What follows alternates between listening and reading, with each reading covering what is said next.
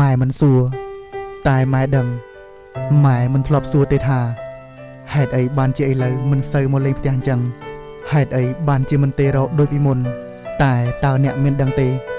ម៉ែរងចាំសំឡេងទូរស័ព្ទអ្នករាល់ថ្ងៃម៉ែបើក Facebook ចាំមើលក្រែងកូនមានផុសអ្វីម៉ែមិនបានចង់ដឹងទេថាកូនទៅណា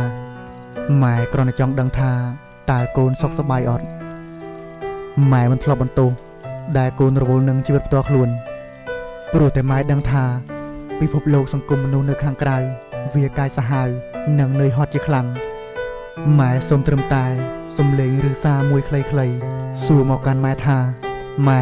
យ៉ាងម៉េចហើយសុខសប្បាយទេម៉ែបានឮប៉ុណ្ណឹងគ្រប់គ្រាន់ណាស់ហើយសម្រាប់ម៉ែដែលលះបង់ឲ្យកូនអស់ពីចិត្តព្រោះតែវាបានធ្វើឲ្យម៉ែដឹងថាកូនមិនបានភ្លេចមនុស្សម្នាក់នេះមនុស្សដែលស្រឡាញ់កូនដោយគ្មានលក្ខខណ្ឌបើទោះបីជាពិភពលោកមួយនេះវាប្រែប្រួលទៅខ្លាំងយ៉ាងណាក៏ដោយ